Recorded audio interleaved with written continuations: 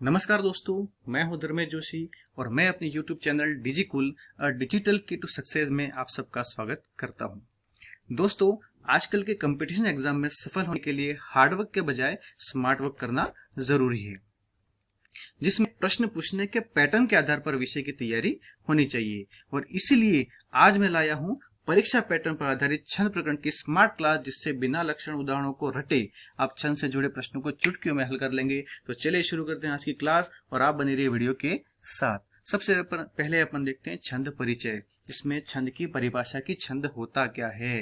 तो यत अक्षर परिमाणम तत्छंदः, जहां अक्षरों की गिनती की जाती है वह छंद है, क्योंकि प्रत्येक छंद में वर्णों की संख्या निर्धारित होती है। जिस प्रकार ये आपके सामने उदाहरण है, त्वमेव माता च पिता त्वमेव त्वमेव बंधुश्च सखा त्वमेव, तो यहाँ वर्णों की संख्या 11 निर्धारित है। तो इस प्रकार जहां वर्णों की गिनती होती है, निर्धारित होती है संख्या, उसी को अपन क्या कहते हैं, छंद। छंदस का शाब्दिक अर्थ है आच्छादन या आह्लादन।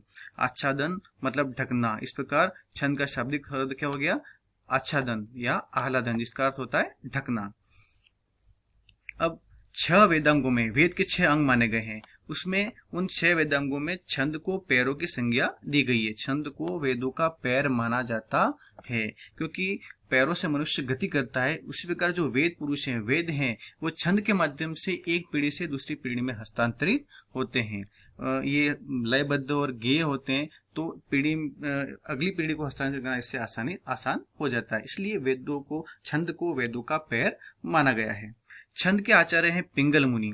छंद से संबंधित एक महत्वपूर्ण आचार्य है, वो एकमात्र है, वो है पिंगल मुनि। छंद से संबंधित कभी भी कोई बात आती है तो वहां पिंगल मुनि का नाम प्रथमतया आता है। और पिंगल मुनि की रचना है छंद शास्त्रम या छंद सूत्रम, जिसमें इन्होंने छंदों के बारे में विस्तृत विवेचना की है।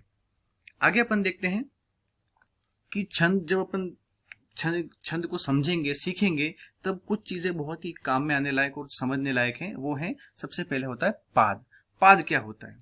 पाद यानी कि एक श्लोक में 4 पंक्तियां होती हैं, तो प्रत्येक पंक्ति उसकी एक क्या होती है, पाद होती है। कहा गया है श्लोक का चतुर्थांश पाद कहलाता है। श्लोक का चतुर्थांश यानी कि एक श्लोक का जो एक चौथाई हिस्सा है वो क्या कहलाता है, पाद। जिस प्रकार यहाँ पे आपके सामने यहाँ ये श्लोक है, इसमें ये 4 पंक्तियां कही हैं। एक श्लोक में ये 4 पंक्तियां हैं, इसमें ये एक प्रत्येक पंक्ति वो क्या कहलाती है, एक पाद कहलाती है। जैसे कि ये आप देखिए, जैसे कि ये वाला प्रथम पाद हो गया, ये द्वितीय पाद हो गया, ये तृतीय पाद हो गया और ये चतुर्थ पाद हो गया। तो एक श्लोक में 4 पाद होते हैं। इसमें पहले व तीसरे पाद को अयुग कहा जाता है, यानी कि विषम संख्यक जो पाद होते हैं, जैसे कि पहला पाद और तीसरा पाद, इसको तो क्या कहते हैं, अयुग। और ये जो दूसरा और चौथा पाद है, दूसरा और चौथा पाद, उसको क्या कहते हैं अपन, युग कहते हैं। तो पहले व तीसरे पाद को अयुग कहा जाता है और दूसरे व चौथे पाद को युग कहा जाता है। जिस प्रकार उदाहरण में आप देखो, ये पहला और ये तीसरा पाद है वो तो कहलाता है अयुग, और ये जो दूसरा और ये चौथा पाद है वो क्या कहलाता है, युग कहलाता है। अगला है यति। यति किसे कहते हैं? तो जब भी हम छंद को पढ़ते हैं, छंद के किसी पाद को पढ़ते हैं, तो उस पाद को पढ़ते समय बीच में या अंत में जहां जहां अपन थोड़ा रुकते हैं, उस रुकने वाले विराम को ही अपन क्या कहते हैं, यति। तो पाद को पढ़ते समय बीच बीच में लिया जाने वाला विराम क्या कहलाता है, यति। जिस प्रकार अपन उदाहरण देखें तो अपन यहाँ यति कहाँ है, तो त्वमेव माता च पिता त्वमेव। तो इस श्लोक को पढ़ते समय अपन ने बीच में कहीं नहीं रुके, केवल यहाँ पाद के अंत में यहाँ रुके। तो इस श्लोक में यति कहाँ है, पाद के अंत में है। तो जहां जहां अपन रुकेंगे वही उस पाद की क्या कहलाती है, यति कहलाती है। आगे देखते हैं छंद के प्रकार। छंद कितने प्रकार के होते हैं? तो अपन सबसे पहले देखें तो छंद के मुख्यतः 2 भाग होते हैं। एक तो होता है वैदिक छंद और दूसरा होता है लौकिक छंद। वैदिक छंद जिन छंदों का प्रयोग वेदों में हुआ है, जैसे कि गायत्री, उष्णिक, जगती, त्रिष्टुप, इन छंदों का वेदों में प्रयोग हुआ है, तो ये छंद वैदिक कहलाते हैं और ये बहुत ही कठिन होते हैं, गीता में बहुत क्लिष्ट होते हैं। तो फिलहाल अपने यहाँ कोर्स में वैदिक छंद है भी नहीं, इसलिए यहाँ अपन इसको पढ़ने की आवश्यकता अपन को नहीं है। अपन बढ़ते हैं लौकिक की तरफ। तो छंद मूल रूप से 2 प्रकार के, वैदिक छंद और लौकिक। तो वैदिक अपन ने देख लिया, अब पढ़ते हैं अपन लौकिक। लौकिक छंद में क्या होता है कि ये भी 2 प्रकार के होते हैं। और लौकिक छंद का मतलब क्या होता है? तो लौकिक छंद जिन छंदों का प्रयोग अभी मतलब वर्तमान साहित्य में किया जाता है। जितने भी अपने कवि हैं, भारवी हुए हैं, कालिदास हुए हैं, अभिज्ञान सागर उन्होंने लिखी है, तो जितने भी आधुनिक साहित्य है उसमें जिन छंदों का प्रयोग किया गया है, इस लोक में, संसार में जिन छंदों का प्रयोग किया गया है, वे छंद क्या कहलाते हैं? लौकिक छंद कहलाते हैं।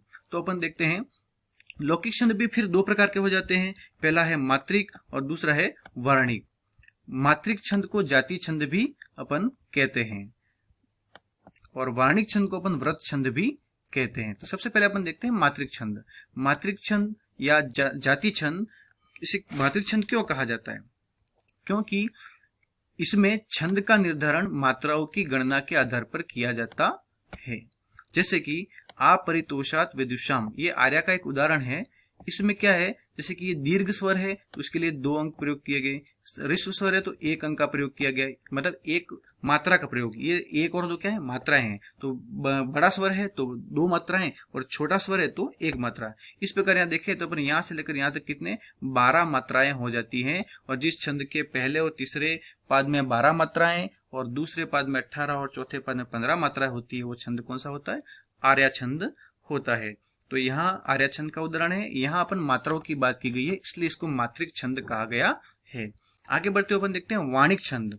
वाणिक छंद का मतलब होता है कि जिन छंदों में वर्णों की संख्या के आधार पर उस छंद का निर्धारण किया जाता है। वर्णों से फिर गण बनाते हैं और उस गण के आधार पर छंद का निर्धारण किया जाता है। तो ऐसे छंदों को अपन क्या कहते हैं? वाणिक। जैसे कि अपना है अनुष्टुप हो गया, इंद्र वज्रा हो गया, उपेंद्र वज्रा हो गया, ये सारे छंद वाणिक छंद के उदाहरण है। और यहाँ अपने मात्रिक छंदों में एकमात्र छंद है आर्या, वही अपने यहाँ कोर्स में है। एक ही छंद है, इसको एक ही को पढ़ना है। और बाकी शेष जितने भी छंद है वो सारे कौन से छंद है? वाणिक छंद या व्रत छंद है। इनको व्रत छंद इसलिए कहा जाता है कि इसमें प्रत्येक पाद में वर्णों की संख्या के आधार पर अलग अलग इनका भाग किया गया है। यानी जैसे कि जिस छंद के सभी पादों में वर्णों की संख्या बराबर होती है उसे कहते हैं समवृत छंद, समवृत। और जिस श्लोक के सभी पादों में वर्णों की संख्या अलग अलग होती है उसको कहते हैं विषम व्रत। और जिस छंद में पहले और तीसरा पाद और दूसरा और चौथा पाद में वर्णों की संख्या बराबर होती है, ऐसे छंद को अर्ध संवृत छंद भी कहा जाता है। तो उस विभाजन के कारण इसे व्रत छंद भी कहते हैं।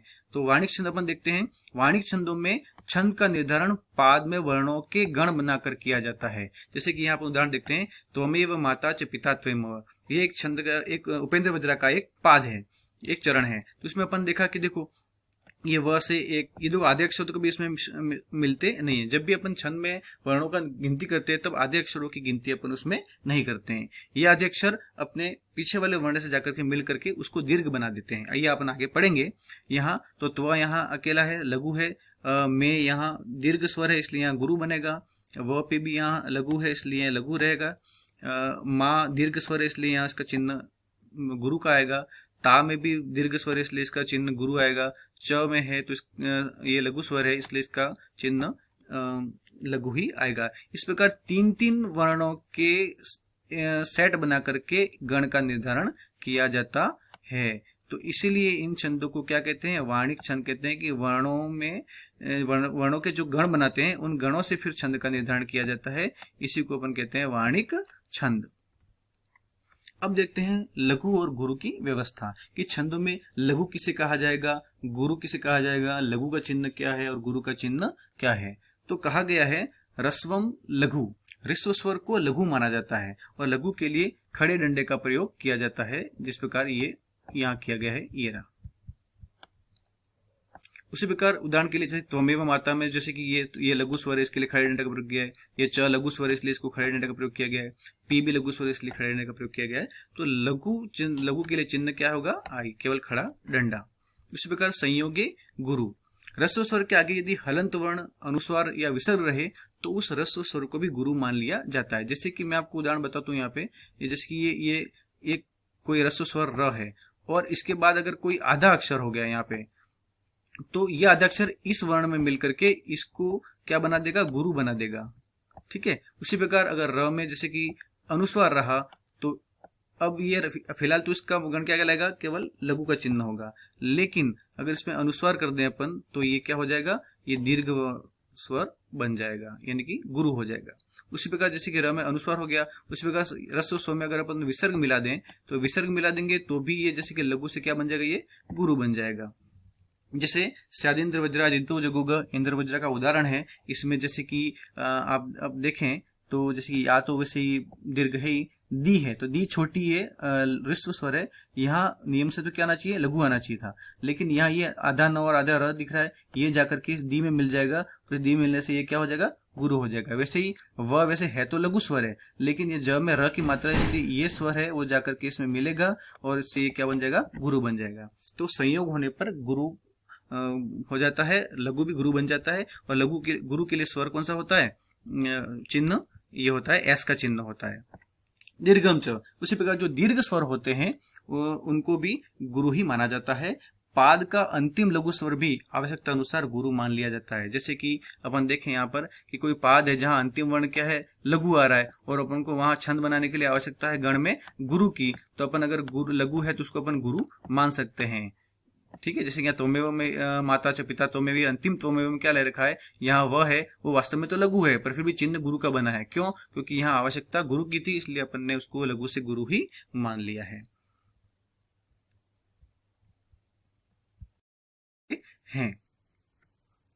अब देखते हैं गण व्यवस्था।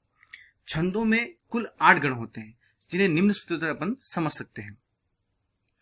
यमाता राजभान सलगा, यमाता राजभान सलगा, य से यगण, म से मगण, त से तगण, र से रगण, ज से जगण, भ से बगण, न से नगण, स से सगण, ल से लघु और ग से गुरु। अब देखो यहाँ चिन्ह दे रखे हैं, और जैसे अगर ऋस्व अक्षर है, ऋस्व स्वर है, तो उसके लिए क्या है, ऋस्व चिन्ह लघु का चिन्ह दे रखा है। और अगर दीर्घ स्वर है तो उसके लिए क्या है, गुरु का चिन्ह भी दे रखा है। जैसे कि यहाँ देखिए यह है, वो क्या है, ऋस्व है, इसलिए यह चिन्ह क्या है, लघु। माँ क्या है, आ बड़ी मात्रा है, इसलिए यहाँ क्या चिन्ह है, दीर्घ। वैसे ही ता दीर्घ स्वर है, इसलिए यहाँ गुरु का चिन्ह है। रा दीर्घ स्वर है, इसलिए यहाँ गुरु का चिन्ह है। ज ऋस्व स्वर है, इसलिए यहाँ लघु का है। इस प्रकार यह सभी में व्यवस्था दे रखी है। अब अपन गण कैसे बनाएंगे। गण बनाने के लिए किया जाता है कि जो भी गण बनाना जाता है उस अक्षर से लेकर के आगे 3 अक्षर लेकर के 3-3 वर्णों का एक क्या बनता है, समूह बनता है। उसी को अपन क्या कहते हैं, गण कहते हैं। जैसे कि सबसे पहले यगण बनाना है, तो यगण से अपन करेंगे कि य, मा और ता। यहाँ से यगण बना, इसलिए य से शुरू करेंगे, तो यहाँ य से शुरू किया और 3 अक्षरों का सेट बनाया, तो क्या बना, लघु, गुरु और गुरु। ये ISS का एक सेट बना। इसी को अपन क्या कहते हैं, अब यगण के लिए क्या काम में लेंगे चिन्ह अपन, लघु और 2 गुरु। वैसे अगर मुझे मगण बनाना है तो म से शुरू करके 3 वर्ण, मा ता रा, अब इससे मगण बनेगा। माँ के लिए क्या आएगा, गुरु, गुरु का चिन्ह आ गया। ता के लिए क्या आ गया, गुरु का चिन्ह आ गया। और रा के लिए भी क्या आ गया, तो तीनों दीर्घ स्वर हैं, इसलिए तीनों के लिए गुरु, तो त्रिगुरु कुल मिला के, तो इसे क्या बन मगण बन गया। अब जैसे मुझे बनाना जगण बनाना है, तो ज से लेकर के ज, भा, न, ये 3 वर्ण ले लिए। इन तीनों के जो चिन्ह है वो जगण के रूप में काम में आएंगे। ज ऋस्व इसलिए लघु, भा दीर्घ इसलिए गुरु, और न ऋस्व इसलिए लघु, यानी कि IS और I ये क्या बन जाता है, जगण बन जाता है। अब ये जगण का ये चिन्ह होगा ISI। अगर नगण बनाना है तो नगण तो न से लेकर के 3 वर्ण, यहाँ 3 वर्णों के चिन्ह अपन काम में लेंगे। तो ये क्या हो गया, न स ल तीनों ऋस्व स्वर है, इसलिए तीनों के लघु लघु के चिन्ह है, इसलिए नगण के लिए क्या हो जाएगा, त्रिलघु चिन्ह है, वो क्या हो जाएगा, नगण। इस प्रकार अपन ये गण व्यवस्था अपन बनाते हैं। देखिए ये गण के लिए लघु और 2 गुरु, इसको क्या कहेंगे, आदि लघु, क्योंकि इसके आदि यानी प्रारंभ में, शुरुआत में क्या है, लघु है, इसलिए इसको अपन क्या बोलेंगे, आदि लघु। दूसरा है मगण। मगण में क्या है, तीनों गुरु हैं, क्या है, तीनों चिन्ह गुरु के हैं, इसलिए इसको क्या कहा गया है, त्रिगुरु कहा गया है। तगण, तगण में क्या होगा, देखिए तगण ये ताराज, यानी कि 2 गुरु और 1 लघु होगा। ये देखिए यहाँ 2 गुरु और 1 लघु, ये चिन्ह तगण के लिए काम में आएंगे। अब इसको क्या कहा गया, अंत लघु, इसके अंतिम में लघु चिन्ह है, इसलिए इसको क्या कहा गया, अंत लघु कहा गया है। वैसे ही रगण, रगण देखिए यहाँ रा, ज और भा, यानी कि रा के लिए S, ज के लिए I और भा के लिए S, SIS, यानी कि ये चिन्ह आपके सामने ये गण बनाया गया है। इसको क्या कहेंगे, लघु मध्य कहेंगे, क्योंकि इसके मध्य में क्या है, एक सिंगल लघु है, तो इसको क्या कहा गया, लघु मध्य कहा गया है। वैसे ही जगण, अब जगण में क्या है, ज भा न, यानी कि ISI। अभी अपन ने देखा था किस प्रकार जगण बनाया था, तो ISI ये जगण का चिन्ह है, इसलिए क्या क्या गया, गुरु मध्य भी कहते हैं, क्योंकि इसके मध्य में क्या है, गुरु। यहाँ ऊपर लघु मध्य में, तैसे लघु मध्य, और ये गुरु मध्य में, इसलिए इसको क्या कहा गया, गुरु मध्य कहा गया है। वैसे आगे है भगण। भगण अगर वैसे यहां से देखें अपन सूत्र से बनाए तो भ से शुरू करके 3 अक्षर, यानी भ से लेकर ये स तक, तो भा न स, ये 3 वर्ण। भा के लिए गुरु, न और स के लिए लघु लघु, तो ये गुरु और लघु लघु क्या बन गया, भगण बन गया।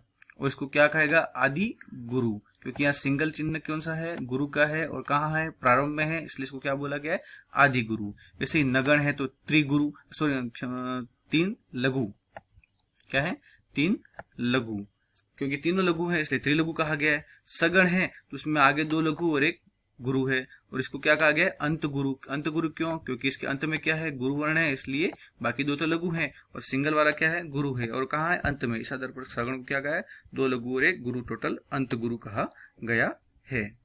इस प्रकार अपनी गण व्यवस्था है वो कंप्लीट होती है। चूंकि दोस्तों अपन ने गण व्यवस्था, लघु गुरु व्यवस्था और छंद परिचय पूरी तरह से अपन जान चुके हैं, तो अब अपन छंदों के बारे में पढ़ना शुरू करते हैं। मुख्य अपना जो लक्ष्य है वो यहाँ से शुरू हो जाता है।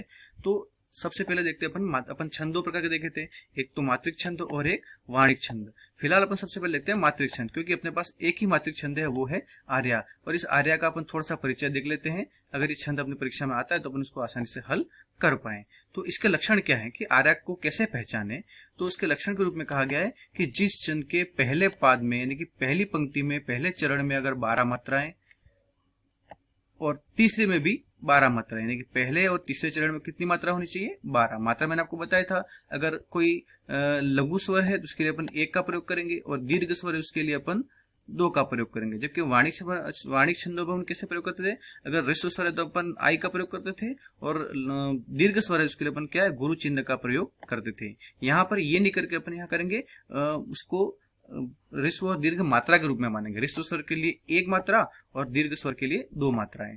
तो यहाँ जिस छंद के पहले पाद में 12 मात्राएं और तीसरे पाद में 12 मात्राएं और दूसरे में 18 और चौथे पाद में 15, कुल मिला के पहले व तीसरे पाद में 12 मात्राएं, दूसरे में 18 और चौथे पाद में 15 मात्राएं होती हैं, उसको अपन आर्या छंद के रूप में मान सकते हैं, जान सकते हैं।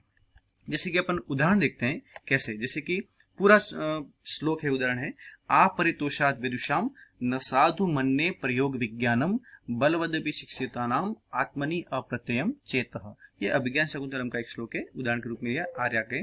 अब देखिए आ के लिए क्या है, तो आ दीर्घ स्वर इसलिए 2, प ह्रस्व स्वर इसलिए 1, री ह्रस्व स्वर इसलिए 1, तो है वो दीर्घ स्वर इसलिए 2। और यहाँ देखो यहाँ द आधा है, ये हलंत लगा हुआ है, द आधा है, ये वर्ण किस में जाके मिलेगा, इसी में। अगर ये तो ऑलरेडी वैसे भी दीर्घ है ही, लेकिन अगर ये दीर्घ नहीं होता और ह्रस्व होता तो ये इसमें मिल करके क्या हो जाता, दीर्घ बन जाता। तो फिलहाल ये दीर्घ ही है, तो इसलिए दो मात्रा का प्रयोग किया गया है। वे ह्रस्व इसलिए 1 मात्रा का प्रयोग, दू छोटा ऊ है यानी कि ह्रस्व है, इसलिए इसमें भी 1 मात्रा का प्रयोग। और शाम में श के ऊपर अनुस्वार भी है और आ भी है, दीर्घ स्वर है, इसलिए भी ये दीर्घ का प्रयोग। अब इसकी मात्रा बन गई है 2 और 1 3, 3 और 1 4, 4 और 2 6, 6 और 2 8, 8 और 1 9, 9 और 1 10, 10 और 2 12। इस प्रकार यहाँ से लेकर के पूरे पहले जो प्रथम पाद है उसमें कितने वर्ण हो गए, 12। अब उतने ही दूसरे में देख लेते अपन।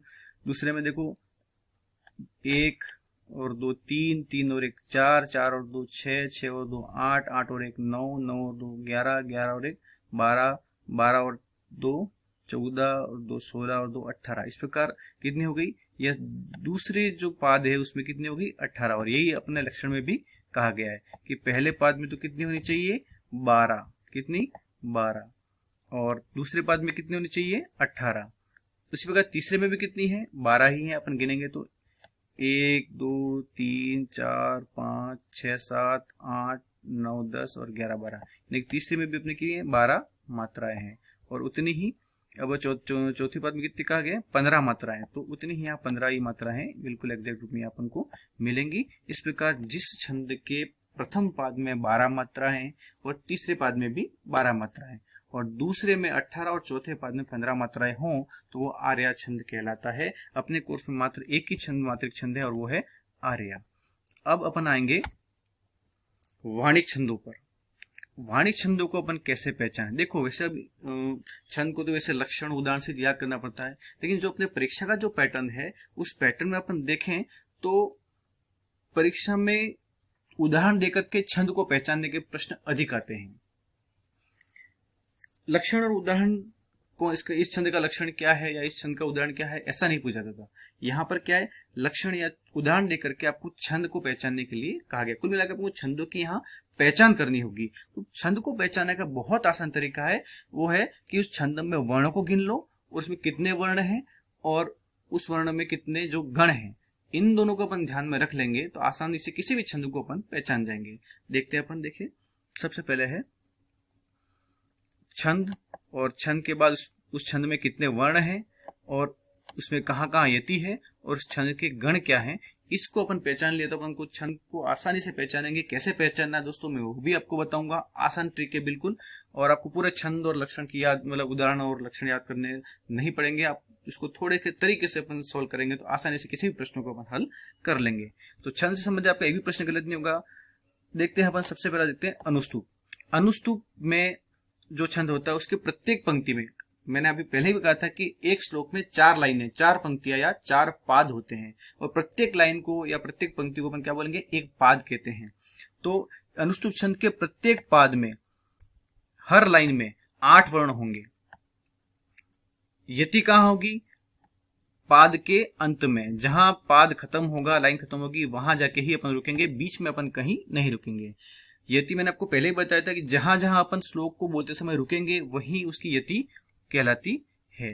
अब इस अनुष्टुप छंद के लक्षण क्या है? देखो इसमें गण न देकर के इसमें क्या है, थोड़ा लघु गुरु व्यवस्था दे रखी है। अनुष्टुप और पूरे अपने छंद प्रकरण में जो 13 छंद हैं, इन 13 छंदों में 8 छंद का एक ही छंद है, वो है अनुष्टुप। इसलिए अनुष्टुप को पहचानने में आपको बिल्कुल दिक्कत नहीं है कि अनुष्टुप में सीधा उदाहरण के अगर आप पंक्ति गिन लोगे, पंक्तियों में वर्णों की संख्या गिन लोगे तो आप सीधा बोल दोगे ये छंद है वो अनुष्टुप छंद है।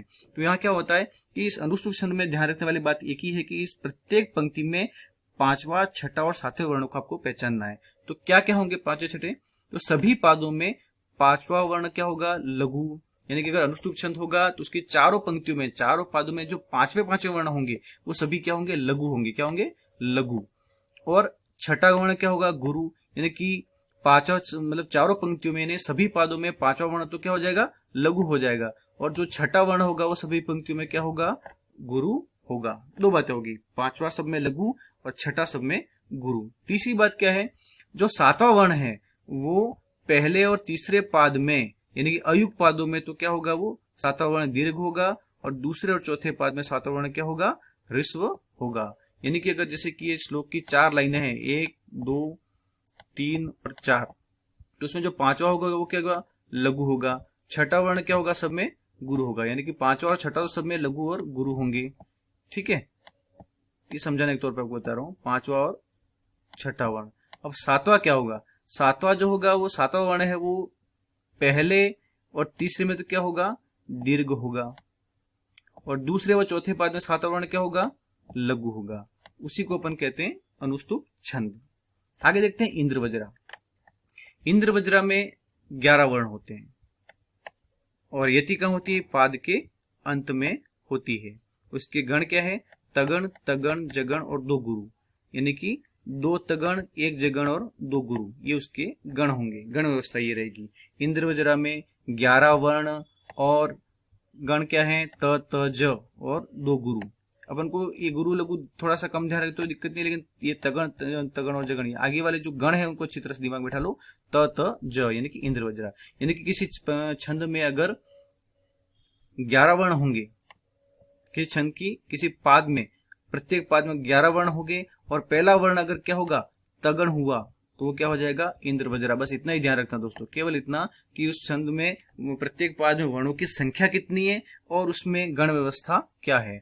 तो अगर किसी छंद की पहली पंक्ति में अगर 11 वर्ण है, पहली क्या यानी सभी पंक्तियों में 11 वर्ण होंगे और उसकी गण व्यवस्था क्या होगी? गण क्या होंगे? तगण, तगण और जगण होंगे, तो छंद इंद्रवज्रा का होगा। अब देखते हैं अपन उपेंद्र वज्रा।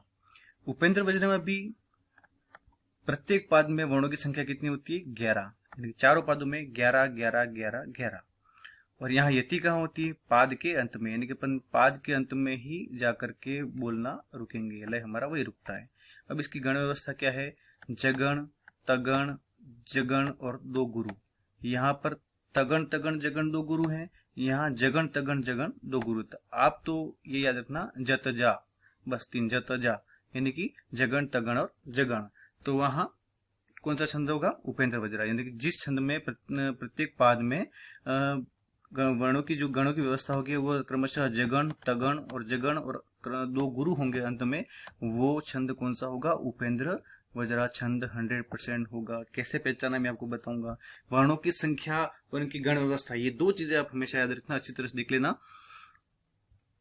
देखो इंद्र वज्रा में कितने हैं? 11।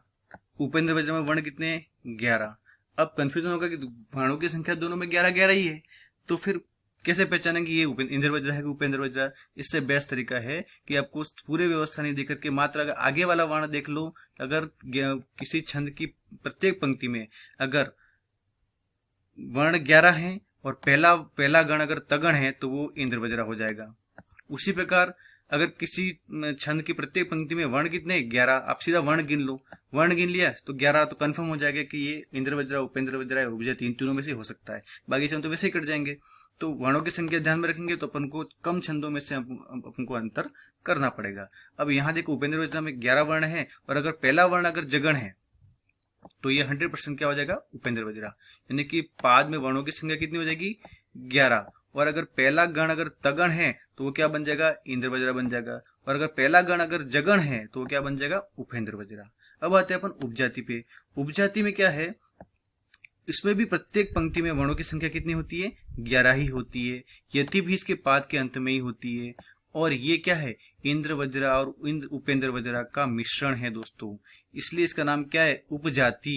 यानी इसकी खुद की कोई जाति नहीं है, खुद की कोई पहचान नहीं है, ये दो छंदों का मिश्रण है, इसलिए इसको क्या कहा गया है? उपजाति छंद कहा गया है। अब इसमें क्या होता है, अपन ये देख सकते हैं कि उपजाति छंद में इनका मिश्रण कैसे होता है। तो अगर अपन देखें तो इसमें इंद्र वज्रा और उपेंद्र वज्रा दोनों का मिश्रण है उपजाति।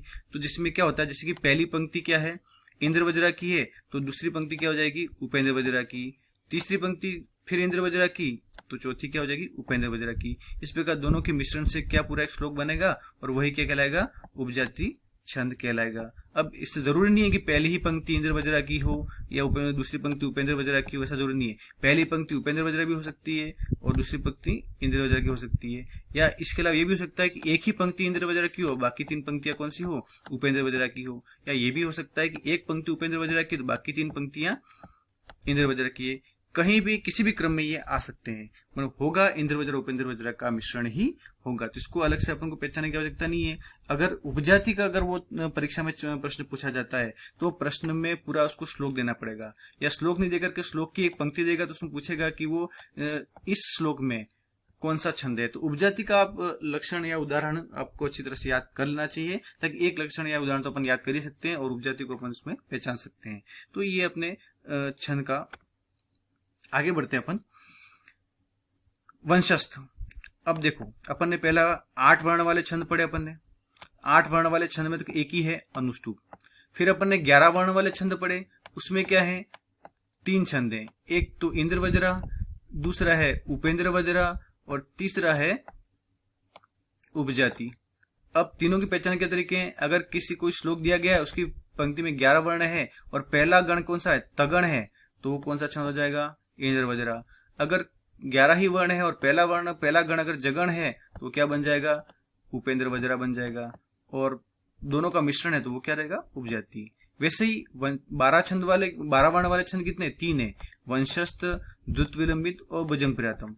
पहली नजर तो अपन को जो अपन प्रश्न में जो पंक्ति दे रखी है, पाद दे रखा है, उसके वर्ण गिनने हैं। तो वर्णों के आधार पर अपन बहुत ही कम दायरे में सिमट के आ जाएंगे। जैसे कि वर्णों की संख्या 11 है तो वो इंद्र वज्रा होगा, उपेंद्र होगा या उपजाति होगा। इन तीनों के अलावा और कोई छंद तो रहे नहीं, फिर अपन को पहचानने में दिक्कत नहीं आती। एक दो ऑप्शन तो वैसे ही कट जाते हैं।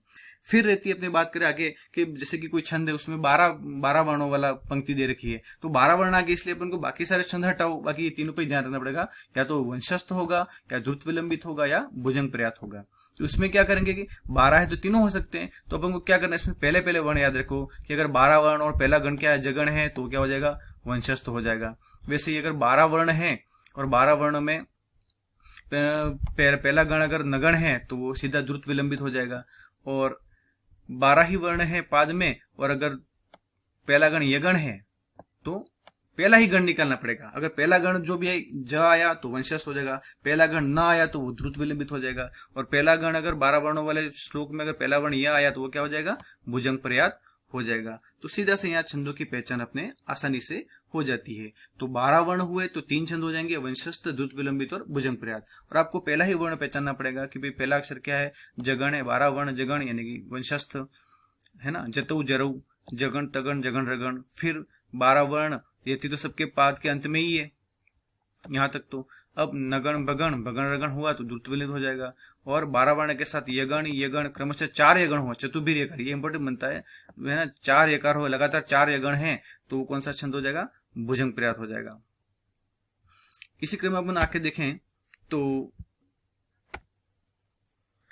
नेक्स्ट छंद अपना है वो है वसंतिलका और मालिनी। आगे छंद आते हैं। अब वसंतिलका में वर्णों की संख्या कितनी है, 14 वर्ण है, और 14 वर्ण का अपने पास एक ही छंद है वसंतिलका। इसकी यति भी क्या है, पाद के अंत में, और कर्ण व्यवस्था क्या है, तगण, क्रमशः तगण भगण जगण और जगण, और उसके बाद 2 गुरु, ये इसकी गण व्यवस्था है। तो अपन को छंद में अगर परीक्षा में अगर इसकी कोई उदाहरण दिया जाता है तो उसको एक पाद तो अंदर आएगा ही आएगा अपन को पहचानने के लिए। तो एक पाद में अपन सीधा वर्णों की संख्या गिन लें तो सीधा 14 वर्ण आते, तो वो बिल्कुल 100% कौन सा हो जाएगा, वसंतिलका हो जाएगा। यानी कि अपन को पूरी गण व्यवस्था और लक्षण याद करने की जरूरत नहीं पड़ेगी। उसी प्रकार मालिनी छंद है। मालिनी छंद में भी वर्णों की संख्या कितनी है, 15, यानी कि एक एक श्लोकों से सिंगल 8 वर्णों का एकमात्र अनुष्टुप, 14 वर्णों का एकमात्र है वसंतिलका, 15 वर्णों का एकमात्र छंद कौन सा है, मालिनी। तो रहे कौन से, 11 और 12 वर्णों वाले ही अपन भेद करने पड़ेंगे, इसलिए बहुत ही आसान तरीके से अपन छंदों की पहचान कर सकते हैं। अब देखो वसंतिलका में प्रत्येक पाद में वर्णों की संख्या 14, यति हमेशा पाद के अंत में, यानी पाद के अंत में ही अपन विराम लेते हैं, और गण कौन से हैं, क्रमशः तगण भगण जगण जगण और 2 गुरु। इस प्रकार ये इसका लक्षण है वसंतिलका का। आगे अपन देखें मालिनी। मालिनी में प्रत्येक पाद में वर्णों की संख्या क्या होगी, 15। तो 15 वर्ण गिनते अपन सीधा पता लगा लेंगे ये छंद कौन सा है, मालिनी। तो पहला तो यही पता चल जाएगा, 14 हुए तो वसंतिलका, 15 हुए तो मालिनी हो जाएगा। अब इसमें यति थोड़ी डिफरेंट, यति इसमें क्या 8वें और 7वें वर्ण पे यति होती है। यदि कि जब अपन इसको बोलते हैं, जिसकी इसका उदाहरण है, मालिनी का उदाहरण है अतुलित बलधामम स्वर्ण शैलाभ देहम। तो अपन जैसे इसको गाते हैं तो अतुलित बलधामम, तो यहाँ अपन क्या है, 8वें वर्ण पर यहाँ अपन क्या करते हैं, रुकते हैं थोड़ा सा, इसलिए यहाँ पर एक यति तो 8वें वर्ण पर होती है। फिर यहाँ से वापस शुरू करते हैं तो स्वर्ण शैलाभ देहम, तो यहाँ आकर के वापस हम रुकते हैं, यहाँ 2 बार बीच में यति लेते हैं अपन। तो एक क्रमशः एक पहले वर्ण से शुरू करके अपन सीधा 8वें वर्ण पर खत्म करते हैं, तो एक यति तो 8वें वर्ण के बाद आती है, इसलिए 8 हुआ यति। उसके बाद वापिस शुरू करेंगे तो यहाँ वापिस शुरू होगा 7वें वर्ण पर यति होती है। तो 8 और 7 पे क्या होती है, यति, यानी कि सबसे पहले अपन 8वें वर्ण के बाद रुकते हैं, उसके बाद वहां से शुरू करके वापस 7वें वर्ण के बाद अपन थोड़ा सा विराम लेते हैं, तो 8वीं 8वें और उसके बाद पुनः क्रमशः वापस 7वें वर्ण पर अपनी क्या होती है, यति होती है। और इसके भी क्या है, गण व्यवस्था क्या है, क्रमशः नगण नगण मगण यगण और यगण, ननमययु ननमययु, यानी कि नगण नगण मगण यगण और यगण। इस प्रकार की जो व्यवस्था होगी वो किसकी होगी, मालिनी की होगी। इसी प्रकार हम आगे देखें तो आगे छंद आता है मंदाक्रांता। अब मंदाक्रांता में कितने वर्ण होते हैं, 17 वर्ण, यानी कि मंदाक्रांता छंद के प्रत्येक पाद में 17 वर्ण होते हैं। और यति कहाँ होती है, चौथे, सबसे पहले चौथे वर्ण पर, फिर वहां से रुकने के बाद अगले 6 वर्णों तक फिर रुकेंगे, और फिर वहां से शुरू करेंगे वापस अगले 7 वर्णों के बाद फिर रुकेंगे। यानी कि यहाँ 3 बार यति आती है, चौथे वर्ण पर, चौथे से के बाद फिर 6ठे वर्ण पर, और अंत में 7वें वर्ण पर। स्टार्टिंग से देखिए 1 नंबर से देखें तो 1 से 4 नंबर के बाद, 4 से फिर 10 नंबर के बाद, और 10 के बाद 17वें वर्ण के बाद इसकी यति होती है। अब आपको ध्यान रखने वाली बात क्या है इसमें, गण व्यवस्था। वर्ण कितने हैं? 17। गण कौन सा है? मगण, भगण, नगण, तगण और तगण, यानी कि मगण, फिर बगण, फिर नगण, फिर 2 तगण और 2 गुरु। इस प्रकार ये इसकी गण व्यवस्था है। अपन को उसको पूरी याद नहीं भी रखे तो अपने पास तरीका है, मैं आपको बता रहा हूं, अभी वही देख रहे हैं अपन। शिखरिणी, आगे देखते हैं शिखरिणी। शिखरिणी में क्या है? वर्ण तो इसमें भी प्रत्येक पाद में 17 ही होंगे। इसमें यति चेंज होगी, यति 6 वर्ण बाद और उसके बाद 11 वर्ण के बाद, यानी कि स्टार्टिंग से शुरू से देखें तो छठे वर्ण के बाद और छठे के बाद फिर कौन से वर्ण के बाद? 11, यानी कि 17 वर्ण पर। टोटल एक पाद में कितने वर्ण होते हैं? 17 वर्ण होते हैं। तो यहाँ से शुरू करेंगे तो अपन यहाँ छठे वर्ण पे आकर रुकेंगे, फिर यहाँ से गाते हुए शुरू करेंगे तो 17 पे आकर यहाँ रुकेंगे, यानी कि 2 यति आती है, छठे वर्ण पर और 11 वर्ण पर, यानी टोटल 17 होता है। ये कुल वर्ण कितने? 17। इसलिए अब इसकी गण व्यवस्था क्या है? यगण, मगण, नगण, सगण, भगण, यमन सब लाग, है ना। यगण, मगण, नगण, सगण, भगण, लघु और गुरु, उसको बोलते हैं यमन सभ ला, यानी लघु, ग माने गुरु, यमन सभ लाग शिखरिणी। तो इस प्रकार यदि कोई उदाहरण अपने सामने पूछा जाता है तो उसमें अगर वर्ण होंगे 17 वर्ण होंगे, उसके गिनेंगे तो 17 वर्ण होंगे, तो इसमें ये 2 छंद होंगे, या तो मंदाक्रांत होगा या शिखरिणी होगा। तो इन दोनों में से कौन सा ये पहचानना है, तो हमको एक ही बात का ध्यान रखनी है, केवल उसके आगे वाला वर्ण कौन सा है, आगे वाला कौन सा गण है, ध्यान रख लो। अगर 17 वर्ण हुए छंद में और पहला वर्ण अगर मगण है तो वो मंदाक्रांता होगा, म से मगण, म से मंदाक्रांता, इतना ध्यान रखना। और बाकी तो कौन सा है? शिखरिणी। या अपन यूं भी देख सकते हैं कि भाई 17 वर्ण है और पहला गण अगर ये गण आता है तो अपन क्या करेंगे? सीधा शिखरिणी छंद उत्तर अपन कर सकते हैं। आगे अपन देखते हैं शार्दूल विकृत। और शार्दूल विकृत में वर्ण संख्या कितनी है? 19, और यति 12वें वर्ण पर, उसके बाद 7वें वर्ण पर। टोटल कितने हो गए? 12, 7, 19, यानी कि यहां से शुरू करेंगे तो अपन 12वें पे रुकेंगे, फिर लास्ट में अंतिम वर्ण यानी 19वें वर्ण पर जाकर अपन रुकेंगे। ठीक है, तो अब इसकी गण व्यवस्था क्या है? क्रमशः मगण, सगण, जगण, सगण, तगण, तगण, यानी कि मसजस तथा, क्या कहते हैं इसको? मसजस, आधा स और त और ता, मसजस तथा, सगुरव, गुरु के साथ, शार्दूल विकृतम, है ना।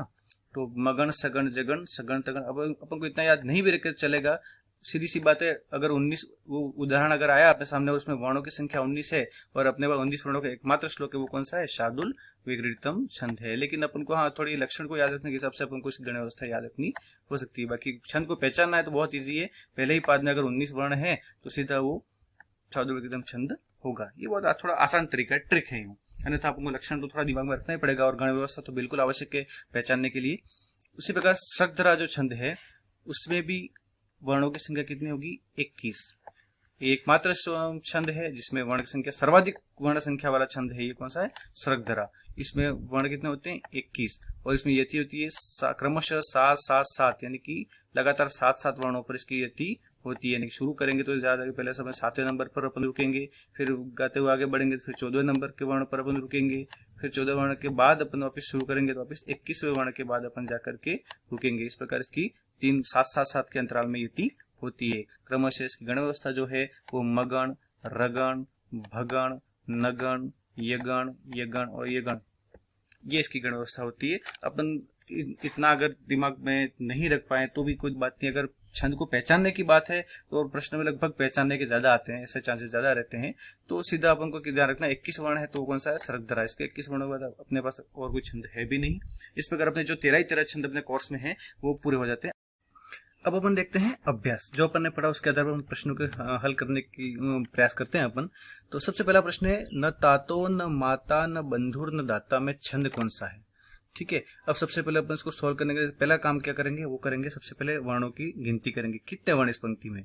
तो अपन देखते हैं 1, 2, 3, 4, आधे वर्ण नहीं गिनने, 5, 6, 7, 8, 9, 10, 11 और 12, यानी कि इस पंक्ति में 12 वर्ण है, इस पाद में 12 वर्ण है। यानी कि 12 वर्ण वाले तो 3 छंद है अपने पास। द्रुत विलंबित हो गया, इसमें 12 होते हैं। वंशस्थ में 12 होते हैं और भुजंग प्रथम भी 12 होते हैं। अब ये उपजाति तो रहा नहीं क्योंकि इसमें तो 11 वर्ण होते हैं, इसलिए अब 3 ही ऑप्शन रहे। अब इन तीनों में से अपन किसका चयन करेंगे? तो सबसे पहले अपन क्या निकालना है, आगे वाले 3 वर्णों के अपन को चिन्ह बना करके इसका गण बना लेना है। तो अपन देखते हैं न का चिन्ह न लघु है, इसलिए क्या हो जाएगा लघु। ता दीर्घ स्वर, इसलिए क्या आ जाएगा यहाँ पर गुरु। और तो भी यहाँ क्या हो जाएगा गुरु। यानी कि अपने पास क्या है लघु, गुरु और गुरु। और ये चिन्ह किस गण के हैं? ये हैं ये गण के, य माता, है ना, लघु दीर्घ दीर्घ यानी गुरु गुरु। तो यहाँ पर क्या हो जाएगा लघु गुरु गुरु किसका है? ये गण का है।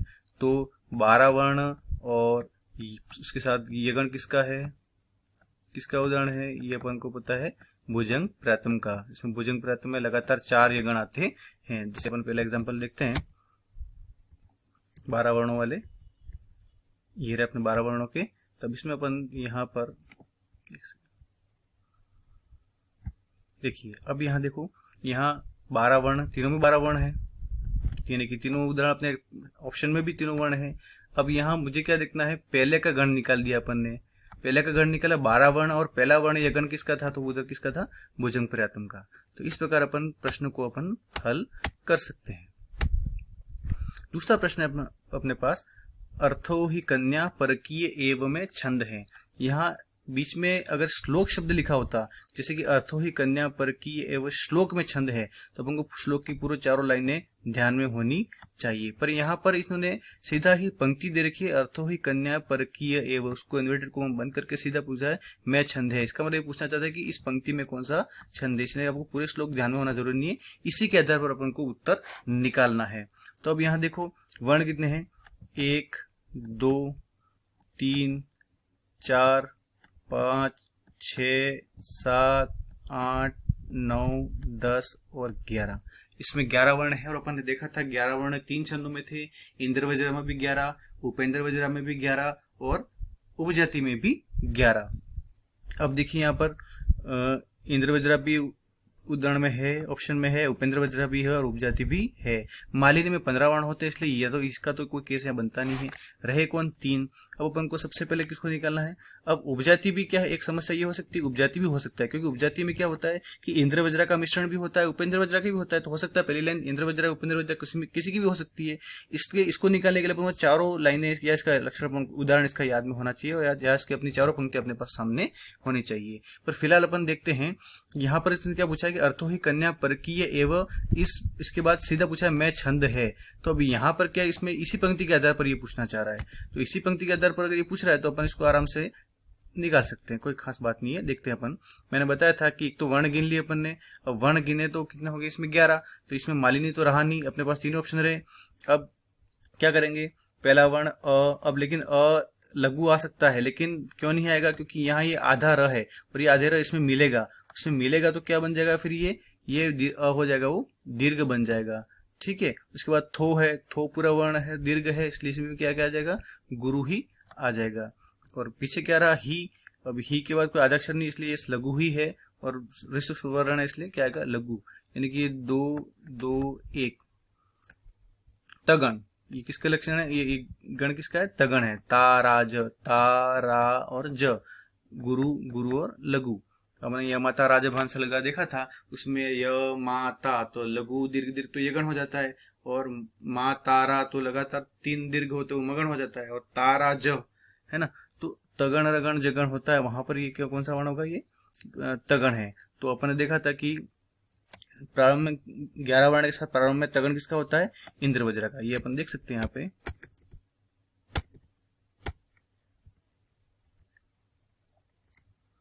ये देख लीजिए। अब यहाँ पर स्पष्ट दे रखा है इंद्र वज्रा। अब इंद्र वज्रा में देखो 11 वर्ण, उसके बाद क्या है, तगण।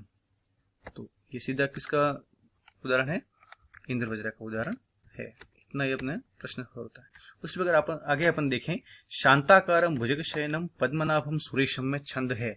अब यहाँ पे सीधा पूछा है मैं, सीधा पंक्ति देकर मैं करें, यानी कि इसकी पंक्ति के आधार पर ही अपन को क्या निकालना है, छंद निकालना है। तो अपन देखते हैं कि इसमें छंद कौन सा है। तो वर्ण गिन लो पहले, तो 1 2 3 4 5 6 7 8 9 10 11। अब आधा है इसलिए नहीं गिनेंगे इसको, 12 जहाँ हलंत लगा होता है वो आधा होता है, उसको नहीं गिनेंगे।